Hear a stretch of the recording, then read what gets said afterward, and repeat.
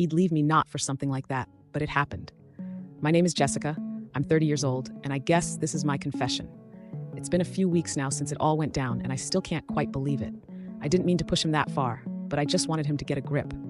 I'm just saying, he didn't need to act like that. I mean, we've been through worse, right? But when I told him to man up in front of our friends, that was the moment he cracked. And I still don't get it. We were at our friend's house, all of us laughing and drinking like we always do. My husband, Chad, was just sitting there being quiet. He's not a big talker, but he wasn't even saying anything about the game. Normally he'd join in on the conversation or make some sarcastic comment, but he was just sitting there staring into his beer like he had the weight of the world on his shoulders. I guess it kind of annoyed me. I mean, we have kids, we have bills, things are hard, sure. But I'm over here handling everything. Getting the kids to school, paying the bills, trying to make sure the house doesn't fall apart. So what's his deal? Why was he acting like such a mess? At first I tried to be subtle. I'd throw him a few glances like, come on, Chad, talk to me. But he didn't budge. It was starting to feel like I was the only one trying to make the night fun. So when it got to that point, I just said it. I don't even remember what I said before. But I just blurted out, man up, Chad. I think I was joking, but honestly, who am I kidding? I wasn't. I was frustrated and I said something I shouldn't have. Everyone laughed but Chad. He just froze. He looked at me like I just slapped him in front of everyone. It wasn't funny, at least not to him. He just stared at me for a moment and then he looked away. It was like the whole room went silent. People were still talking, but I could hear my heartbeat in my ears. I'd seen Chad get upset before, but never like this. He didn't say anything, didn't defend himself. He just stood up and walked out. I couldn't believe it. What was that supposed to mean? He couldn't handle a joke. I had apologized a few times before for making dumb comments. I don't know, maybe I just wanted him to be a little more like the guys on TV, tough, funny, strong. But that was just weird. He was acting like I'd done something unforgivable. So I stayed there, feeling this weird tension, not knowing what the hell just happened. I honestly didn't think it was that big of a deal. We'd had our moments, like the time I spent way too much on random stuff for the house, and he didn't freak out, he just handled it. We always worked through things, so why was this so different? But I guess that's where things went wrong. I didn't even realize how much I pushed him, how much I'd been doing it for years without thinking. I think it started with the money. I've always been kind of bad with it, but he's always been there to help fix it. I would spend and he'd pay, always. But lately I'd noticed him getting more quiet about it, and I just didn't get it. Why wouldn't he just let it go? I know that night wasn't just about me telling him to man up in front of our friends. It was all the other stuff that built up, the constant tension over money, the way he'd get quiet when we talked about the future, or when I'd mess up again and he'd have to clean it up. Honestly, I thought he was being dramatic, but when he walked out like that, I knew something was seriously wrong. At first I thought he'd come back and apologize. Maybe he'd even say he was overreacting. But nope, he didn't come back that night or the next. And then when he finally did call me, all he said was, I need some space. I honestly didn't know what to say to that. Space? Like, what? I'd given him space for years. He just needed to get over it. That's how I saw it. But then when he didn't show up for the kids' soccer game the next weekend, I knew it was bad. Chad never missed those. Never. I'm not saying I didn't feel guilty, but part of me was like, what did I even do wrong? I mean, if he couldn't handle me saying that, how was he ever going to handle anything else? I wasn't even sorry at first. I mean, I said I was, but it wasn't like I truly understood why he was so upset. I just thought it was a dumb comment. And if he didn't want to move past that, well, maybe he wasn't the man I thought he was. Looking back, I don't know. I kind of regret it now. But honestly, I still feel like I'm right. He should have been stronger about it. I mean, I was just trying to make him stand up for himself, right? But he didn't. And now I'm here wondering where the hell he went. So yeah, maybe I pushed him too far. Maybe I was wrong. But am I really the only one to blame here? I don't know. Do you think he's overreacting? Should I even try to fix this? I'm starting to feel like this is it. And maybe I don't know how to fix it. I honestly thought he'd come back. I kept telling myself that, like, this wasn't something that could ruin a whole marriage, right? A stupid comment in front of our friends. He would get over it and we'd move on. That's what I kept telling myself. But he didn't come back. He didn't even try to talk it through. And I know what you're probably thinking. This is my fault, right? I shouldn't have said what I said, but I couldn't wrap my head around it. It was 2 weeks later when I saw him for the first time since that night. The kids were with his sister and I didn't have an excuse to not reach out, so I called him. I was nervous, but I had to do something. I wasn't just going to sit here and let him walk away over something dumb. When he finally answered, his voice was flat. He didn't sound angry, but he didn't sound like he cared either. Hey, I said, trying to keep it light. How have you been? Good, he replied. That was it. That was all I got. So we need to talk about what happened, I said, my voice shaking a little, but I tried to keep it together. I didn't want to sound desperate. I didn't want him to think I was some mess begging for him back, but he didn't seem eager to talk either. I don't think there's anything to talk about, Jessica, he said, and just hearing his voice made something cold settle in my chest. You said what you said, and it wasn't the first time you've pushed me. You've been doing this for a while. His words hit me like a punch. I wanted to argue, to defend myself, but something in his tone stopped me. He sounded tired, like he was done. And I hated that feeling. I hated that it felt like he was giving up on us. But in a way, I understood why he felt that way. I'd been messing up for months, and I didn't even realize it. Or maybe I did, but I didn't care enough to fix it. I didn't mean it like that, I said, my voice barely above a whisper. It was just a joke, Chad, you know how I am. I was just frustrated, that's all. I didn't mean to hurt you, but the silence on the other end was deafening. Then he sighed. I know you didn't mean to hurt me, Jess, but that's just it. You don't realize how much you hurt me when you say things like that. When you make me feel like I'm not enough. I'm not this guy who's just going to sit around while you tear me down. And I can't keep trying to fix everything when you don't even care about the mess you're making. I froze, trying to process what he was saying. He was right in a way. I had never really understood how much I put on him, the financial mess, the emotional mess, all of it. And every time I made a mistake, I expected him to fix it. I thought it was just his job, you know? He was the husband, the provider, the protector, and I was just me.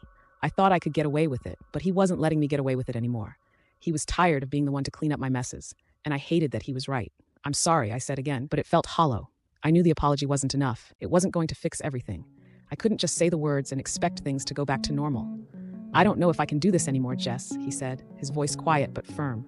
I need more than this. I need someone who respects me, who sees what I'm doing and appreciates it, not someone who just expects me to keep fixing things while they keep breaking it all. I felt like the ground had dropped out from under me. He was really saying it. He was really thinking about leaving, but then I got defensive. It's like this switch flipped in my head and I just couldn't accept it. I had to make him understand that I wasn't all bad. I wasn't this awful person he was making me out to be. I mean, we had kids, we had a life together. I couldn't just lose all of that. You think I don't appreciate you? I shot back, my tone sharper than I meant it to be. You think I don't see everything you do? I'm just trying to live my life. Chad, you don't get it. I have to deal with the kids, the bills, the house, everything. And I try, okay? I try. I just mess up sometimes. He didn't answer right away. I could tell he was trying to stay calm, but I could also hear the frustration in his silence. Messing up all the time isn't an excuse, Jess, he said after a long pause. You don't take responsibility for your mistakes. You don't even try to change, and that's the problem.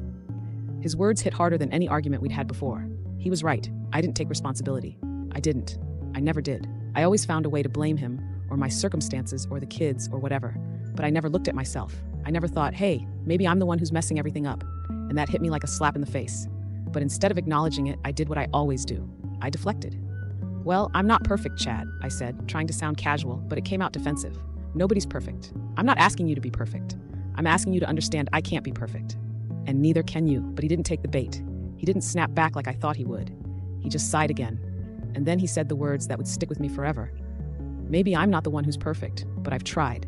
And I don't know how much longer I can try when you don't even seem to care. And that was it. That was the moment I realized he might actually be done. I didn't know what to say after that. I just stayed silent, feeling this weight settle in my chest. The silence between us was thick, and the truth was, I didn't know how to fix it. I wasn't even sure if I wanted to anymore. But as I sat there staring at my phone, I realized something.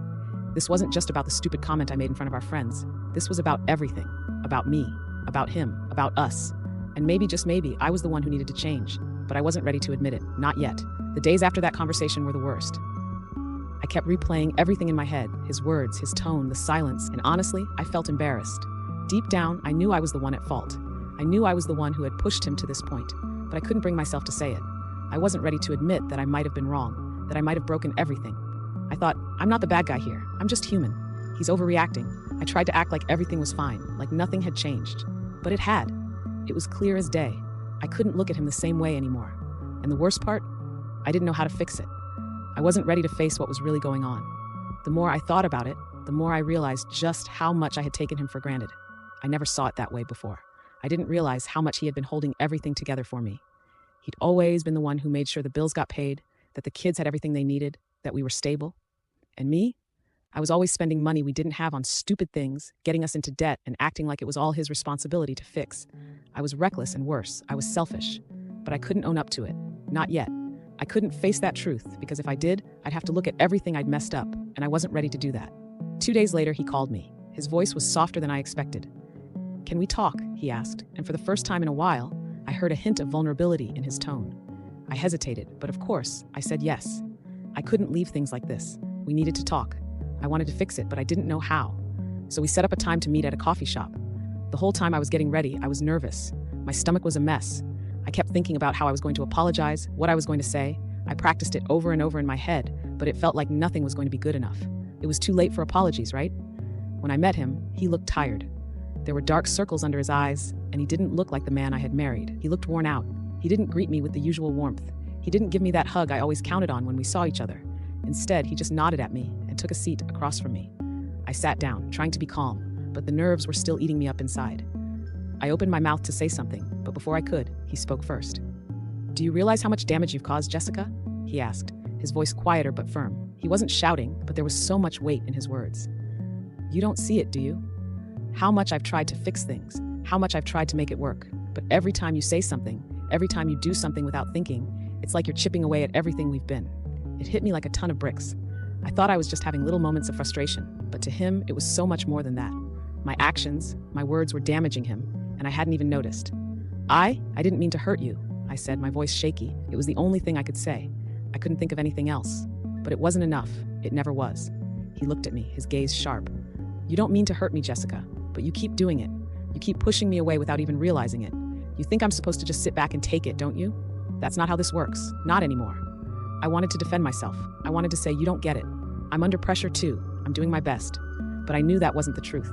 I wasn't doing my best. I was running away from accountability. I was being selfish. And deep down, I knew it.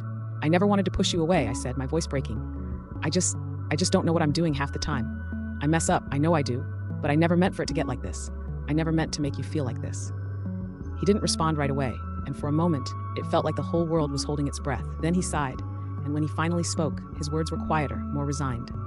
"I don't know if you get it, Jess. I don't know if you're ever going to get it. You say you're sorry, but your actions don't match your words. I don't know how many times I can keep trying to fix things if you don't even seem to care about what you're doing. It's exhausting." His words stung, but they were true. Every time I messed up, I expected him to just forgive me and move on. I never really tried to change. I never really thought about how much it was wearing on him. "I don't want to lose you, Chad," I said, my voice barely above a whisper. But it was the truth. For the first time, I realized how much I was about to lose if I didn't do something. I wasn't just losing my husband. I was losing everything. My family, my life, my kids. And it was all because I couldn't stop messing up. "I don't know what you want from me anymore," he said, his tone cold, like he was shutting down. "You're not the woman I married. I don't know who you are anymore, and I don't know if I can keep doing this." I felt a pang in my chest. Those words, they cut deep. He was done. He was done trying, and I didn't know how to bring him back. I sat there frozen. His words echoed in my mind, each one slicing through me. "I don't know who you are anymore." It felt like the air had been sucked out of the room. My heart raced, but I couldn't think straight. I was drowning in my own mistakes, and I didn't know how to swim back. I opened my mouth, wanting to say something, but the words just wouldn't come. I tried to reach for him, but he pulled back, his gaze distant and cold. What was happening to us? I used to be able to talk to him about anything. Now it felt like every word I said made things worse. "Chad," I whispered, "please don't leave me." He shook his head slowly, his jaw tightening. "I'm not leaving you, Jess, but I can't keep doing this. I can't keep pretending everything's okay when it's not. You're breaking me." I felt tears well up in my eyes, but I didn't let them fall. Not here, not now. I couldn't let him see me break down. I had messed up so many times, and now I was finally seeing the weight of it. But deep down, I was still fighting it. I didn't know how to apologize enough to fix it. "I'm sorry," I said, my voice shaky. "I messed up. I know I did. But I don't know how to fix this. How do I fix this?" Chad looked at me with a mix of frustration and sadness.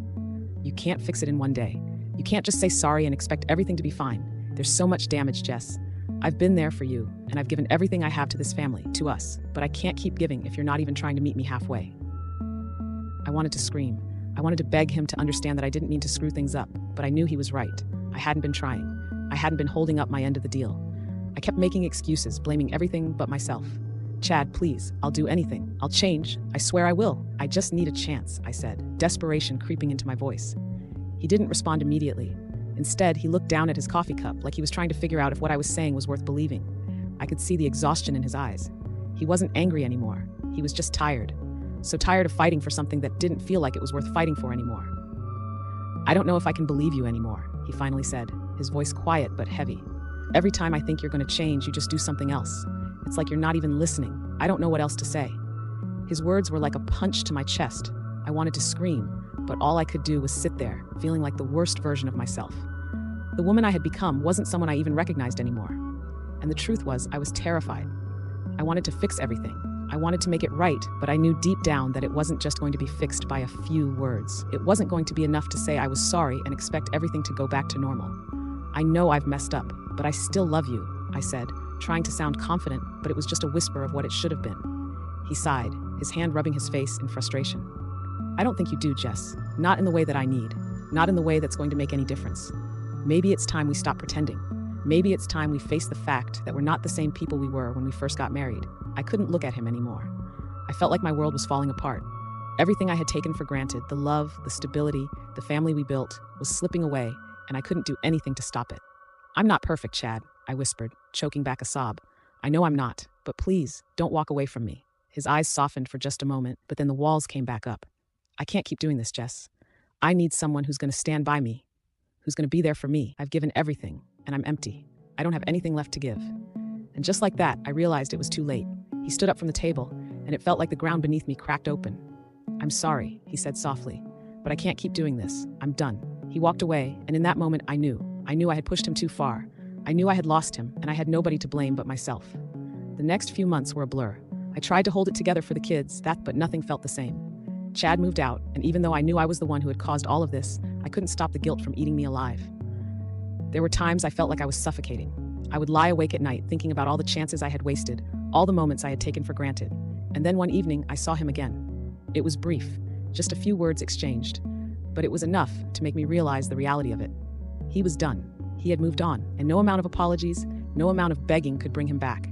It was my fault, all of it. And now, I was alone with the consequences of my actions. The regret, the pain, the loneliness. Everything I had tried to avoid came crashing down on me. I'll never forget that day. I'll never forget how I lost everything because I couldn't stop being selfish. This story is over, but the next one will leave you speechless. Subscribe now.